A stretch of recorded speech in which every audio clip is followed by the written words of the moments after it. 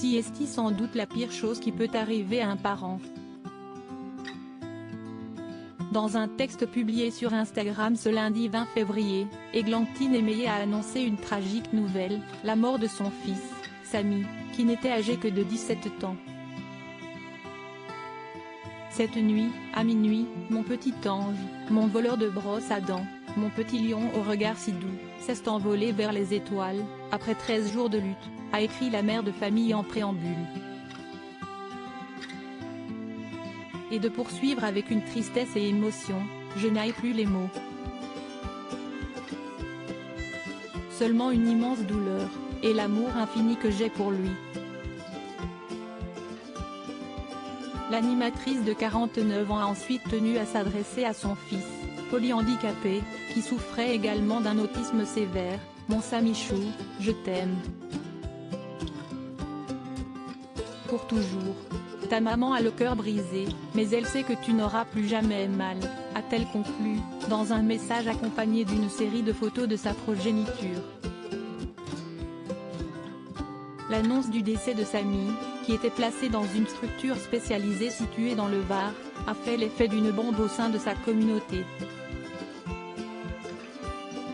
Ainsi, plusieurs personnalités issues de la télévision ont tenu à témoigner leur soutien à celle qui est aussi mère d'un autre garçon plus âgé. Ma douce Églantine, tu as été et resteras une maman exemplaire. Samy a grâce à toi vécu des moments tendres et magiques malgré une douleur dont on ne peut se rendre compte. Ton ange s'est envolé, on l'aimera pour l'éternité comme on t'admire et on t'aime pour tout ce que tu fais, a par exemple commenté Nagui, touché et ému par cette triste nouvelle. Églantine chérie, les mots me manquent. Samy est dans ton cœur pour toujours. Je t'aime mon ami, a pour sa part réagi Nathalie Simon. Supérieur à ces tragiques décès de personnalités qui ont déjà marqué l'année 2023 quand Églantine Émeillé se confiait sur ses idées noires invitée sur le plateau de C'est à vous en octobre dernier, Églantine Émeillé avait livré un témoignage bouleversant au sujet de son quotidien difficile en tant que maman d'un enfant polyhandicapé. Impuissante face à la détresse de son fils, décédé à l'âge de 17 ans, la présidente de l'association Un pas vers la vie a bien souvent eu des idées noires. J'aide parfois des parents qui sont dans des situations dramatiques et qui appellent mon association au secours.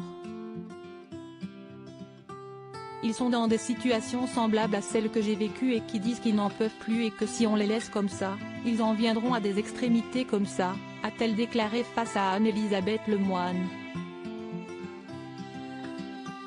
Avant d'avouer, je vous avoue qu'il m'est arrivé d'y penser. De me dire, je vais craquer. Je vais le jeter par la fenêtre et me suicider après. Pendant ces périodes compliquées, Églantine Émeillé était totalement à bout.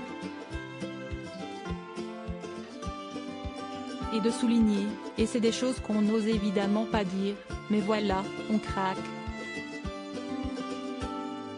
Crédit photo, Cédric Perrin.